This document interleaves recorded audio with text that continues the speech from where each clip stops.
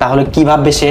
আরে বোকা, তুমি তো ভয় পাচ্ছ কেন? আমার স্বামী তোমাকে কি করে দেখবে? আমার স্বামী তো 2 ঘন্টার জন্য বাইরে গেছে, আর 2 ঘন্টায় আমাদের কাছে সময় কথা বলার জন্য।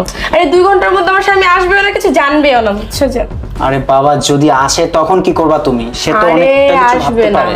তুমি এত টেনশন কেন করতেছো? হ্যাঁ, যাই হোক, এসব বাদ দাও তো। আচ্ছা বলো তো, তুমি কি জন্য আমাকে ডাকছো? বলো, কি বলবা? তোমাকে আমি একটা কথা বলবো, প্লিজ আমার কথাটা তুমি রাখবে? আরে রাখবো, বলো তো তুমি কি বলবা, বলো। সত্যি রাখবে? হ্যাঁ রাখবো। তুমি জানো আশিক, তোমাকে আমি একটা কথা বলবো বলবো অনেকদিন ধরে চিন্তা করতেছিলাম, আর আমি খুব আশা নিয়ে না তোমাকে আমি ডেকে এনেছি, বুঝছো? একটা কথা, অনেক ইম্পর্টেন্ট জরুরি কথা। আরে বাবা বলো না, তুমি আমাকে দেখি প্রায় বলো যে একটা কথা বলবা, কিন্তু তুমি আমাকে বলো না। বলো তো তুমি কি বলবা, এত ঘোরায় পেঁচায় না বলো। আরে তোমাকে বলবো বলবো আবার ভাবি, আমার ভয় লাগে যদি বললে কোনো একটা ঝামেলা হয়ে যায়, তোমার দুলাভাই যদি কোনো কিছু জেনে ফেলে তাহলে তো সমস্যা হবে, বুঝছো? নাই তাই আর কি বলতে পারি না। আর সমস্যা নেই, আমার হাজবেন্ড